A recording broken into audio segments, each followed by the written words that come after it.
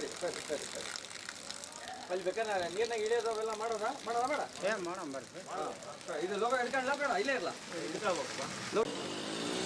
ಏನು ಮಾತಾಡ್ಬೇಡ ಮಾತಾಡ್ತೀನಿ.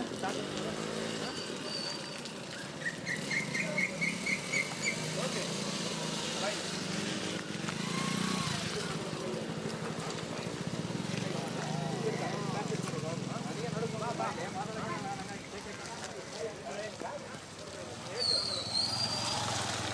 ಹಾಯ್ ಹಲೋ ನಮಸ್ಕಾರ ಬಂಧುಗಳೇ, ನೀವು ನೋಡ್ತಾ ಇದ್ದೀರಾ ಸಿಡುಗುಡುಗು. ನಾನು ಪ್ರಕಾಶ್ ಆರ್. ನಾವಿವತ್ತು ಪಿಂಜಾರೆಗ್ಡಾಳ್ ಊರಲ್ಲಿದ್ದೀವಿ. ಇಲ್ಲಿ NH ಹೈವೇ ರೋಡ್ ಏನಿದೆ, ಈ ರೋಡನ್ನು ನೀವು ತಮಗೆ ತೋರಿಸ್ತಾ ಹೋಗ್ತೀನಿ. ಯಾವ ರೀತಿ ತೆಗ್ಗು ಗುಂಡಿಗಳು ಬಿದ್ದಿದ್ದಾವೆ ಅದನ್ನು ನಾವು ನಿಮಗೆ ವಿಜುವಲ್ ತೋರಿಸ್ಕೊಂತ ಹೋಗ್ತೀವಿ. ಎಷ್ಟು ಪರಿ ತೆಗ್ಗು ಗುಂಡಿಗಳು ಬಿದ್ದಿದ್ದಾವೆ ಅಂತ ನಾನು ನಿಮಗೆ ತೋರಿಸ್ತೀನಿ. ಒಂದು ನಿಮಿಷ ನೋಡಿ ಎಲ್ಲ ಈ ರಸ್ತೆಯಲ್ಲೇ ಸಾರ್ವಜನಿಕರು ಅಡ್ಡಾಡ್ತಾರೆ, ಶಾಸಕರು ಅಡ್ಡಾಡ್ತಾರೆ, PWD ಅಧಿಕಾರಿಗಳು ಅಡ್ಡಾಡ್ತಾರೆ, ಸಂಸದರು ಅಡ್ಡಾಡ್ತಾರೆ, DC ಅವರು ಅಡ್ಡಾಡ್ತಾರೆ, AC ಅವರು ಅಡ್ಡಾಡ್ತಾರೆ. ಅವರಿಗೆ ಈ ರಸ್ತೆ ಕಾಣ್ತಾ ಇಲ್ವಾ? ಯಾವುದೇ ಒಬ್ಬ ಸಾರ್ವಜನಿಕರು ಈ ರಸ್ತೆಯಲ್ಲಿ ಅಡ್ಡಾಡಬೇಕಾದ್ರೆ ಜೀವವನ್ನು ಕೈಯಲ್ಲಿ ಹಿಡ್ಕೊಂಡು ಅಡ್ಡಾಡೋ ಪರಿಸ್ಥಿತಿ ಆಗಿದೆ. ಯಾಕಂದರೆ ಕಾಲು ಕೆಳಗಡೆ ಮೊಣಕಾಲು ಮಟ್ಟ ನೀರು ತುಂಬಿದೆ. ಸಡಲ್ದಿ ಬಂದರೆ ರಸ್ತೆ ಕಾಣಲ್ಲ. ಹಾಗಾಗಿ ನಮ್ಮ ಜೊತೆ KRS ಪಕ್ಷದ ಉಪಾಧ್ಯಕ್ಷರಾದ ಪಾಂಡುರಂಗ ಅವರಿದ್ದಾರೆ. ಅವ್ರ ರಸ್ತೆ ಬಗ್ಗೆ ಏನು ಹೇಳ್ತಾರೆ ಅಂತ ನಾವು ಅವ್ರ ಬಗ್ಗೆ ಕೇಳ್ಕೊಂಡು ಬರೋಣ. ನಾವು ಪಕ್ಷದಿಂದ ಭಾಳ ಒಳ್ಳೆ ಕಾರ್ಯಗಳನ್ನು ಮಾಡ್ತೀವಿ. ಹಾಗಾಗಿ ಈ ರಸ್ತೆ ಬಗ್ಗೆ ನೀವು ನೋಡ್ತಾ ಇರೋದು ನಿಮಗೆ ಏನು ಅನಿಸ್ತಾ ಇದೆ? ಇದ್ರ ಬಗ್ಗೆ ಜನಪ್ರತಿನಿಧಿಗಳಿಗೆ ಇಂಥ ಭ್ರಷ್ಟ ಜನಪ್ರತಿನಿಧಿಗಳನ್ನು ಆಯ್ಕೆ ಮಾಡಿರೋದಕ್ಕೆ ನಿಜವಾಗ್ಲೂ ನಾವು ನಾಚಿಕೆ ಪಡಬೇಕು. ಆಮೇಲೆ ಈಗ PWD ಆಫೀಸರ್ಸ್ಗೆ ನಮ್ಮ ತೆರಿಗೆ ಹಣದಿಂದ ಸಂಬಳ ಕೊಡ್ತೀವಿ. ಎದಕ್ಕೋಸ್ಕರ ಕೊಡ್ತೀವಿ? ರೋಡು ಅವೆಲ್ಲ ಸರಿಗಿರಲಿ ಅಂತಂದೋಸ್ಕರ ಅವ್ರಿಗೆ ಸಂಬಳ ಕೊಡೋದು ನಾವು. ಅವರು ಈ ರೋಡ್ಗಳನ್ನ ಅವನ್ನೆಲ್ಲ ಆಮೇಲೆ ಡೈಲಿ ಇಲ್ಲೇ ಅಡ್ಡಾಡ್ತಾರೆ ಪ್ರತಿದಿನ. ಇದು ಮೇನ್ ರೋಡ್, ಇದು ಏನು ಓಣೆಗಲ್ಲ ಏನೂ ಅಲ್ಲ.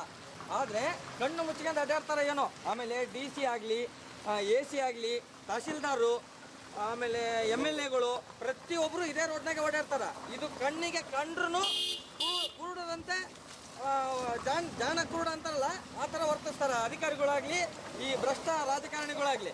ಇದನ್ನು ಯಾರಾದರೂ ಒಬ್ಬರು ಈ ಗುಂಡಾಗ ಬಿದ್ದು ಸಾಯೋದ್ರೊಳಗೆ ಫಸ್ಟು ಇದನ್ನು ರೋಡು ಸರಿ ಮಾಡಿಸ್ರಿ. ಆಮೇಲೆ ನಿಮಗೆ ಇಷ್ಟು ಅಂತಂದೇಳಿ ಇದಕ್ಕೆ ಫಂಡ್ ಬರ್ತೈತಿ, ರೋಡ್ ಮಾಡೋಕ್ಕೋಸ್ಕರ ಫಂಡ್ ಬರ್ತೈತಿ. ಅದನ್ನು ಫಸ್ಟು ಮಾಡಿಸ್ರಿ. ಅದನ್ನು ಇಲ್ಲಿ ಒಂದು ಅಂಗಡಿ ಇತ್ತಂತೆ, ಅಮ್ಮ ಹಿಂಗೆ ಅಡ್ಡಾಡುವಾಗ ತೆಗ್ಗಲ್ಲಿ ಬಿದ್ದು ಈ ಲಾರಿ ಬರುತ್ತಲ್ಲ, ಈ ಗಾಲಿಯಿಂದ ಬಿದ್ದು ಆಗಲೇ ಗಾಲಿಯಲ್ಲಿ ಬಿದ್ದು ಪೂರ್ತಿ ಕಾಲೇ ಇಲ್ಲ ಅಂತ ಅವ್ರದ್ದು. ಅದು ಇಲ್ಲಿ ಗೊತ್ತಿರ್ಬೋದು. ಅವ್ರು ಹೇಳಿದ್ರು ನಮಗೆ ಕಾಲು ಪೂರ್ತಿ ಕಟ್ಟಾಗಿದ್ದಕ್ಕೆ ಅವರು ಮನೆ ಡೋರ್ ಅಡ್ಡಾಡಿ ದೇಣಿಗೆ ಸಂಗ್ರಹ ಮಾಡಿ ಅವ್ರಿಗೇನೋ ದಾವಣಗೆರೆ ತೋರಿಸಿದ್ರು ಅಂತ ಹೇಳಿದ್ರು. ನಿಮಗೆ ಇದ್ರ ಬಗ್ಗೆ ಏನಾದ್ರು ಮಾಹಿತಿ ಇದೆಯಾ? ಇಲ್ಲ, ನನಗೆ ಅದೇ ಸಾರ್ವಜನಿಕರು ಹೇಳೋದು ಅಷ್ಟೇ ಕೇಳಿಸ್ಕೊಂಡ್ವಿ. ಅವರು ಸಾರ್ವಜನಿಕರಿಗೆ ಮಾಹಿತಿ ಕೊರತೆ ಇರ್ಬೋದು. ಅದೇ ಏನಾದರೂ ಅವರಿಗೆ ಮಾಹಿತಿ ಇದ್ದಿದ್ರೆ ಮೊದಲು PWD ಇಂಜಿನಿಯರ್ ಇರ್ತಾನಲ್ಲ ಅವನ ಮೇಲೆ ಹೋಗಿ FIR ಮಾಡಿಸ್ತಿದ್ರು. ಯಾಕಂದರೆ ಅವನ ಜವಾಬ್ದಾರಿ ಇದು. ಸುಪ್ರೀಂ ಕೋರ್ಟ್ ಆರ್ಡರ್ ಇದೆ, ರೋಡ್ಗಳು ಯಾವ್ದಾನ ತೆಗ್ಗು ಗುಂಡಿ ಬಿತ್ತನಪ್ಪ ಅಂದ್ರೆ ಮೊದಲು ಅದನ್ನು ಸರಿಪಡಿಸ್ರಿ, ಇಲ್ಲ ಅನ್ನಪ್ಪ ಅಂದ್ರೆ ಅವ್ರ ಮೇಲೆ ಕಂಪ್ಲೇಂಟ್ ಹಾಕಿರಿ ಅಂತಂದೇಳಿ ಸಾರ್ವಜನಿಕರು ಎಲ್ಲರಿಗೂ ಈ ಮೂಲಕ ತಿಳಿಸೋದೇನೆಂದರೆ, ನಿಮ್ಮ ಊರಿನಾಗಲಿ ಎಲ್ಲೇ ಆಗಲಿ ನಿಮ್ಮ ಕಣ್ಣಿಗೆ ಏನಾರ ರೋಡ್ ಆಗಲಿ ಇನ್ನೊಂದಾಗಲಿ ಸರಿ ಕಂಡಿಲ್ಲ ಅಂತ ಅಂದರೆ ಫಸ್ಟ್ PWD ಆಫೀಸರ್ ಏನಿರ್ತಾನಲ್ಲ ಅವನ ಮೇಲೆ ನೀವು FIR ಮಾಡಿಸ್ರಿ ಮುಲಾಜಿಲ್ದಂಗೆ. ಸುಪ್ರೀಂ ಕೋರ್ಟ್ ಆದೇಶನೇ ಇದೆ ಇದು. ಆಮೇಲೆ ಅವರಿಗೆ ಸಂಬಳ ಕೊಡೋದು ರೋಡು ಅವನ್ನೆಲ್ಲ ಸರಿಯಾಗಿ ಇಟ್ಕೊಳ್ಳಿ ಅಂತಂದೇಳಿ. ಅವ್ರು AC ಕಾರ್ನಾಗ ಅಡ್ಡಾಡೋದಾಗಲಿ ಇಲ್ಲ ಫ್ಯಾನಿಂಗ್ ಗಾಳಿಯಾಗ ಆಫೀಸ್ನಾಗ ಕುತ್ಕೊಳ್ಳೋಕ್ಕಾಗಲಿ ಎಲ್ಲ ಸಂಬಳ ಕೊಡೋದು ಅವರಿಗೆ, ಸಾರ್ವಜನಿಕರಿಗೆ ಸೇವಕರವರು ಏನು. ಮತ್ತೆ ಎಲ್ಲ ಕಾರ್ಯದರ್ಶಿಯವರು ಇದ್ದಾರೆ, ಅವರಿಗೂ ಕೂಡ ಈ ರಸ್ತೆ ಬಗ್ಗೆ ಕೇಳ್ಕೊಂಡು ಹೋಗೋಣ ಏನು ಹೇಳ್ತಾರಂತ ಹೇಳಿ. ನಮಸ್ಕಾರ, ನನ್ನ ಹೆಸರು ಗಣೇಶ್ ಅರಕುನಿ, ಕಾರ್ಯದರ್ಶಿ, ವಿಜಯನಗರ. ಈ ಥರ ರೋಡ್ ಆಗೋಕ್ಕೆ ಕಾರಣ ಭ್ರಷ್ಟ ರಾಜಕಾರಣಿ ಮತ್ತು ಭ್ರಷ್ಟ ಅಧಿಕಾರಿಗಳಿಂದ ಈ ಥರ ರೋಡ್ ಆಗೋಕ್ಕೆ ಕಾರಣ. ಅವರಾಗಿ ಸರಿಯಾಗಿ ಕರೆಕ್ಟಾಗಿದ್ದರೆ ಈ ಪರಿಸ್ಥಿತಿ ಬರ್ತಿದ್ದಿಲ್ಲ. ಜನರ ಸಮಸ್ಯೆಯನ್ನು ಬಗೆಹರಿಸುವ ರಾಜಕಾರಣಿ ಆಗಲಿ ಅಧಿಕಾರಿಗಳ ಜನರ ಸಮಸ್ಯೆಯನ್ನು ಬಗೆಹರಿಸಬೇಕು. ಈ ರೋಡ್ ನೋಡಿದರೆ ಯಾರಾದರೂ ಸಣ್ಣ ಪುಟ್ಟ ಮಕ್ಕಳು ಕರ್ಕೊಂಡ್ಬರ್ತಾರೆ ಬೈಕ್ನಾಗೆ, ಏನಾದರೂ ಬಿದ್ದು ಏನಾದರೂ ಅನಾಹುತ ಆದರೆ ಈ ಅಧಿಕಾರಿಗಳೇ ನೇರ ಹೊಣೆ ಅಂತೇಳಿ ಅಧಿಕಾರಿಗಳ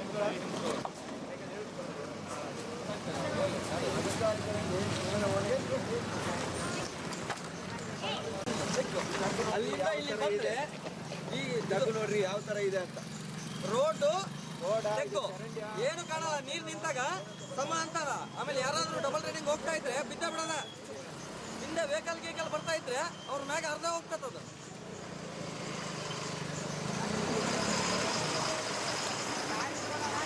ವೀಕ್ಷಕರೇ, ನೀವು ನೋಡಿದ್ರೆ ಕೇಳಿದ್ರಿ, ಅವ್ರು ಮತ್ತೆ ಏನು ಹೇಳಿದ್ರಿಗೆಲ್ಲ ಕೇಳಿಸ್ಕೊಂಡ್ರಿ.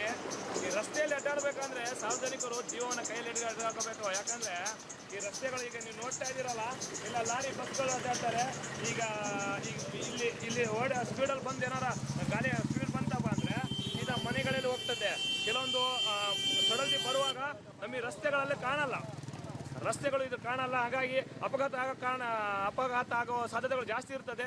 ಹಾಗಾಗಿ ಕೂಡಲೇ ನಿಮಗೆ ನಾವು ಸಿಡಿಲುಗುಡುಗು ಚಾನಲಿಂದ ನಿಮಗೆ ವಿನಂತಿ ಮಾಡ್ಕೊಳ್ಳೋದು ಏನಂತ ಹೇಳಿದ್ರೆ, ನೀವು ಕೂಡಲೇ ಇದೇನೋ ವರ್ಕ್ ಇದೆಯಲ್ಲ, ತೆಗ್ಗುಗುಣಿ ಬಿದ್ದೇನೋ ವರ್ಕ್ ಆಗೋ ಇದು ಏನದು ಆಗೋ ತನಕ ಅಥವಾ ಬರುವ ತನಕ ನೀವು ಆ ಗುಂಡಿಗಳನ್ನು ಮುಚ್ಚೋ ಕೆಲಸಗಳು ಮಾಡಬೇಕು ಅಂತ ಹೇಳಿ ತಮಗೆ ವಿನಂತಿ ಕೊಡುತ್ತಾ, ನೀವು ಇನ್ನೊಂದು ಟೈಮ್ ನಿಮಗೆ ತೋರಿಸ್ತೀನಿ ನಾನು ಯಾವ ರೀತಿ ಬಿದ್ದಿದೆ, ಗುಂಡಿಗಳು ಯಾವ ರೀತಿ ಆಗಿದ್ದಾವೆ ಅಂತ ನೋಡಿ. ಯಾವ ವಾಹನ ಅಡ್ಡಾಡ್ತವೆ ನೋಡಿ. ಇಲ್ಲೇ 3 ಜನ 2 ಜನ ಬಂದ್ರು ಕೂಡ ಬಂದ್ರು ಕೂಡ ಶೇಕ್ ಆಗ್ತದೆ. ಆ ಕಡೆ ಈ ಕಡೆ ಎಲ್ಲ ಆಡುತ್ತೆ. ಏನೋ ಸಮಯ ಸಿಗ್ತವೆ ಬಿದ್ದು ಬಿಡ್ತದೆ. ಯಾಕಂದ್ರೆ ಲೋಡ್ ಗಾಡಿ ಇತ್ತಂದ್ರೆ ಬೀಳ್ತದೆ ಅಂತ ಕೂಡ ನಾವು ತಿಳಿದುಕೊಳ್ಬೋದು.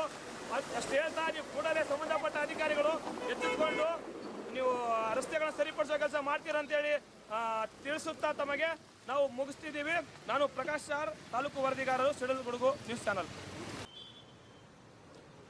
ಹಲೋ ವೀಕ್ಷಕರೇ, ನಮಸ್ಕಾರ. ನೀವು ನೋಡ್ತಾ ಇದ್ದೀರಾ ಸಿಡಿಲುಗುಡುಗು ಚಾನಲ್. ನಾನು ಪ್ರಕಾಶ್ ಸಾರ್. ಇವತ್ತು ನಾವು ಒಂದು ಸಂತೋಷದ ವಿಷಯನ ಹೇಳಕ್ಕೆ ಬಯಸ್ತಾ ಇದ್ದೀವಿ. ಇವತ್ತೊಂದು ಸಿಡಿಲುಗುಡುಗು ನಾವು ಮೊನ್ನೆ 15ನೇ ತಾರೀಕು ಚಾನಲ್ ಕಡೆಯಿಂದ ಒಂದು ವರದಿಯನ್ನು ಮಾಡಿದ್ದು. ಆ ವರದಿ ಏನಂತ ಹೇಳಿದ್ರೆ, ಮಳೆ ಬಂದರೆ ಆ ತೆಗ್ಗು ಗುಂಡಿಗಳು ಕೂಡ ಕಾಣಲ್ಲ.